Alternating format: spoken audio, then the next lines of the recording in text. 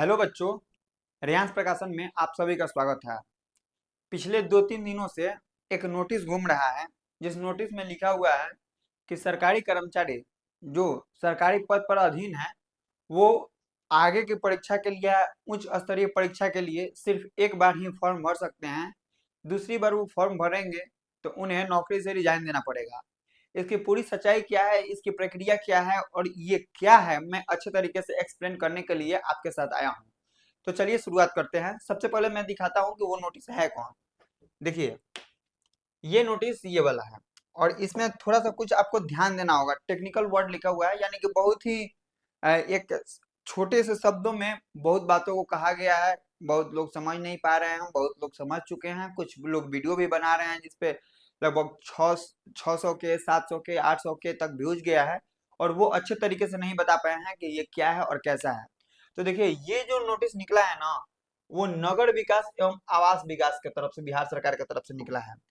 नगर विकास और आवास विकास के जो अभी वर्तमान में मंत्री हैं, वो बिहार के उप मुख्यमंत्री उप मुख्यमंत्री जो हैं वो विजय विजय सिन्हा हैं। विजय सिन्हा जी हैं, ठीक।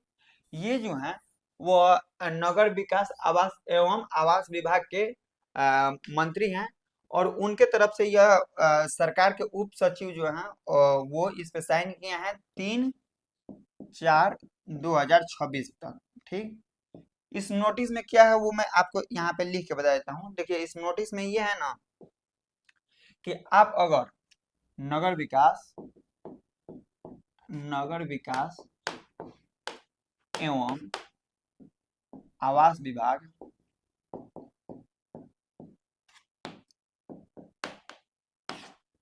इस विभाग में अगर आप जॉब कर रहे हैं, इस विभाग में अगर आप जॉब कर रहे हैं, आप मान लीजिए कि ग्रुप ए, ग्रुप बी, अगर मान लीजिए कि 5 ग्रुप होता है, 1 2 3 4 5, group A, group B, group C, group D और ग्रुप ई। तो सबसे पहले मैं बता दूं कि कोई भी व्यक्ति अगर सरकारी कर्मचारी है, ऑलरेडी सरकारी कर्मचारी है, तो इससे पहले क्या नियम था। अगर आप ग्रुप सी हैं या समान वेतन भत्ता वाले फॉर्म को आप नहीं भर सकते हैं। यानी कि अगर आप मान लीजिए सी ग्रुप में है, डी ग्रुप में है, ई ग्रुप में है, आपका तनख्वाह 30,000 रुपया है, तो जब भी आप फॉर्म भरिएगा तो 30,001 रुपया उसका तनख्वाह रहेगा या वेतन भत्ता रहेगा, तभी आप फॉर्म भरिएगा, तभी आपको ये क्लियरेंस मिलता है, ठीक। और दूसरी चीज इसमें अब कहा गया है कि आप ई पोस्ट पे हो, डी पोस्ट पे हो, सी पोस्ट पे हो, बी पोस्ट पे हो या ए पोस्ट पे हो। ए पोस्ट से तो बड़ा कोई पोस्ट होता नहीं है, तो ए पोस्ट वाले तो मान लीजिए कोई भी फॉर्म नहीं भरेंगे, जिसके हिसाब से पहले का जो नियम था। अब ये कह रहे हैं कि काम करने में दिक्कत हो रहा है, बच्चा लोग जो हैं वो बी पोस्ट से ए पोस्ट में जाने के लिए फॉर्म बार बार भर रहे हैं और एग्जाम देने जा रहे हैं, तैयारी करने के लिए छुट्टी ले रहे हैं। इस वजह से काम का दबाव बढ़ रहा है, काम अच्छे तरीके से नहीं हो रहा है। ई पोस्ट वाले डी पोस्ट पे जाने के लिए या ई पोस्ट वाले सी पोस्ट पे जाने के लिए, ई पोस्ट वाले ए पोस्ट पे जाने के लिए बार बार फॉर्म को अप्लाई कर रहे हैं, बार बार फॉर्म भर रहे हैं, तैयारी करने के लिए छुट्टी ले रहे हैं, जिसकी वजह से काम नहीं हो पा रहा है, सुचारू ढंग से नहीं चल पा रहा है। तो इसके लिए हम एक नियम लाते हैं और वो नियम क्या रहेगा कि आप किसी भी पोस्ट पे हो, सिर्फ नौकरी में रहते हुए, आप सिर्फ नौकरी में रहते हुए पूरे जीवन में एक बार कोई भी फॉर्म आप भर सकते हैं। एक बार मान लीजिए कि आप ई पोस्ट पे सेलेक्ट हो गए हैं, तो आपको जीवन में एक बार ही मौका दिया जाएगा कि आप डी पोस्ट पे जाइए, सी पोस्ट पे जाइए, बी पोस्ट पे जाइए, ए पोस्ट पे जाइए। आप उस फॉर्म को भरे और भर के एग्जाम दिए, आपका जॉब हो या ना हो उससे कोई मतलब नहीं है। अगर आप एक बार फॉर्म भर दिए, एक बार एग्जाम दे दिए, तो आप दोबारा नहीं भर सकते हैं। और दोबारा अगर आप भरना चाहते हैं तो वर्तमान में जिस पोस्ट पे आप हैं उस पोस्ट से रिजाइन मारिए और उसके बाद आपको जो भी फॉर्म भरना है वो भरिए। ये बात कह रहे हैं। लेकिन यह जो है ना, वो सभी बिहार के कर्मचारी पर लागू नहीं होता है। आप नोटिस को देखिए, ये नोटिस में आपको कोई नहीं बता रहा है। देखिए, यहाँ पे मैं थोड़ा सा जूम कर देता हूँ ताकि अच्छी तरीके से समझ में आए। देखिए,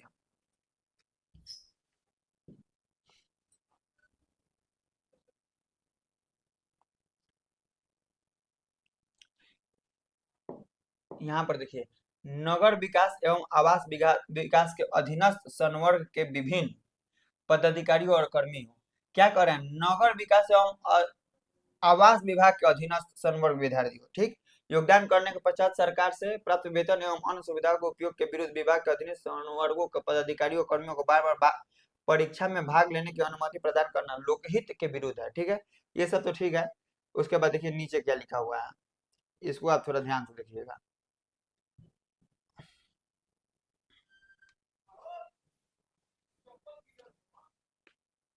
अतः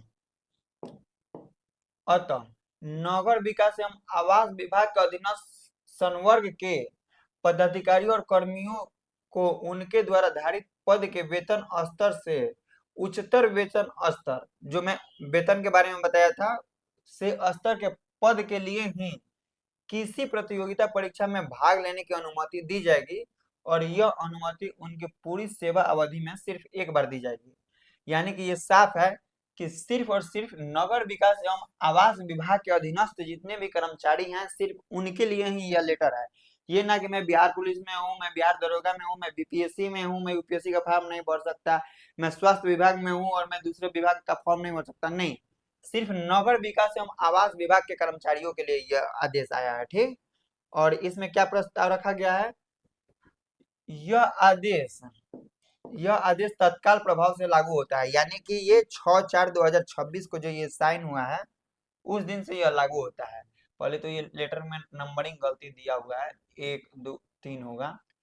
उसके बाद प्रस्ताव में सक्षम प्राधिकार का अनुमोदन प्राप्त है।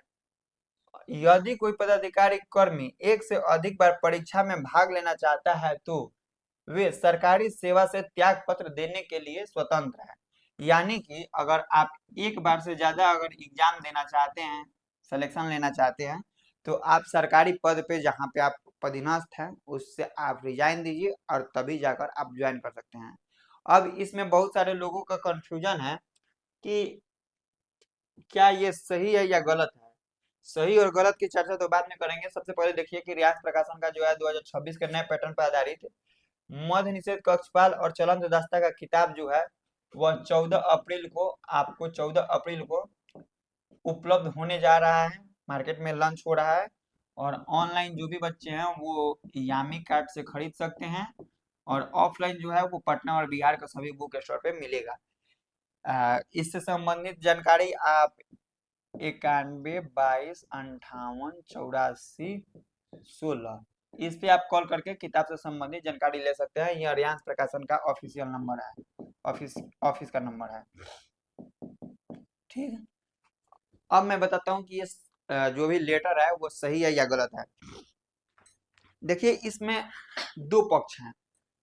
एक है वैसे अभ्यर्थी जिनको नौकरी की तलाश है, वह कहीं भी सेलेक्ट होना चाहते हैं कि किसी भी तरीके से मुझे सरकारी पद मिल जाए, सरकारी ठप्पा लग जाए। एक ऐसे विद्यार्थी हैं जो बस किसी तरीके से जॉब पा लिया है, जहां हैं वहीं पे वो संतुष्ट है, खुशी हैं। लेकिन कुछ ऐसे लोग हैं जिनको कीड़ा ऐसा कटा हुआ है कि उनको हर जगह सेलेक्ट होना है। वो पढ़े लिखे हैं या योग्य हैं, सिपाही में भी जाना चाहते हैं, दरोगा में भी जाना चाहते हैं, बीपीएससी में भी जाना चाहते हैं, जहां मिल रहा है, जहां फॉर्म भर रहे हैं वहीं फॉर्म भर के बैठ जा रहे हैं। लग रहा है कि हाँ फ्री का नौकरी है, 100-200 रुपए में फॉर्म भरो और जाके सेलेक्ट हो जाओ। उन लोगों के लिए ये बहुत गलत चीज है, ऐसा नहीं करना चाहिए। आप एसएससी में भी देख रहे होंगे बहुत सारे यूट्यूबर हैं या बहुत सारे ऐसे लोग हैं जो अपने को दिखाने के लिए, अपने को रॉब बनाने के लिए या रैंक बेहतर लाने के लिए बार बार फॉर्म को अप्लाई करते हैं। आप जहाँ से हैं यानी कि बिहार से हैं, बिहार में एक सरकारी नौकरी कितनी महत्वपूर्ण चीज होती है। इसलिए नहीं कि वो सरकारी नौकरी है, इसलिए क्योंकि वो उसके जरूरतों को पूरा करेगी। आप जब ग्राउंड पे उतरिएगा, ग्राउंड पे घूमिएगा, घर घर जाइएगा, गांव गांव जाइएगा, तो ऐसा स्थिति है जहाँ पूरे परिवार की इनकम सिर्फ 10,000 15,000 रुपए है, उसमें 4 बाल बच्चे परिवार चल रहे हैं। उन लोगों के लिए सरकारी नौकरी बहुत महत्वपूर्ण हो जाती है। उनके लिए सरकारी नौकरी का मतलब भगवान से दर्शन करना होता है। तो उन लोगों के लिए तो ये खुशी की बात है। लेकिन अगर आप संवैधानिक तरीके से आइए तो ये लेटर जो है वह 2 मिनट भी नहीं टिक पाएगा अनुच्छेद 16 के अंतर्गत, क्योंकि अनुच्छेद 16 के अंतर्गत ऐसा कहा गया है कि सभी व्यक्तियों को समान रूप से नौकरी करने का अधिकार है। तो अगर मान लीजिए कोई एक व्यक्ति किसी पद पे स्थापित है, तो उसका क्या गलती है? उससे उसके साथ कोई भेदभाव नहीं किया जा सकता है। वो भी अपना स्वतंत्र रूप से किसी दूसरे जॉब में कर सकता है। ये उसी तरीके से है जिस तरीके से सब कोई चाहता है कि नेता स्वच्छ हो, बढ़िया हो, कोई अपराधी ना हो, पढ़ा लिखा नेता हो, लेकिन वोट देने के समय पे जो होता है वो किसी को वोट दे देते हैं या कोई भी खड़ा हो जाता है। ठीक उसी प्रकार से ये लेटर है, ये लेटर देखने में उन लोगों के लिए बेहतर है, लेकिन जो लोग ऑलरेडी जॉब कर रहे हैं और उनको बेहतर जॉब चाहिए, बहुत सारे ऐसे भी विद्यार्थी हैं जो कहते हैं कि हाँ हमारा इनिशियल स्टेज है, मैं शुरुआती तौर पे दौर में हूँ, कोई भी जॉब पहले मिल जाए ताकि हमारा मेंटली प्रेशर कम हो जाए, सामाजिक प्रेशर कम हो जाए, एक आय का स्रोत बने, और उसके बाद मैं बेहतर तैयारी करूंगा और बेहतर तैयारी करके अच्छा पोस्ट लूंगा। तो उनके लिए भी ये झटका है। अब बेहतर है या खराब है, अब ये तो आपके ऊपर डिपेंड करता है कि आप इसको किस तरीके से लेते हैं। वीडियो देखने के लिए बहुत बहुत धन्यवाद। जो लेटर में था वो मैं बता दिया हूँ, या पूरे विभाग के लिए नहीं है, ये सिर्फ इसी विभाग के लिए है, जिस विभाग के अध्यक्ष वर्तमान में मंत्री जो हैं वो विजय कुमार सिन्हा जी हैं। धन्यवाद।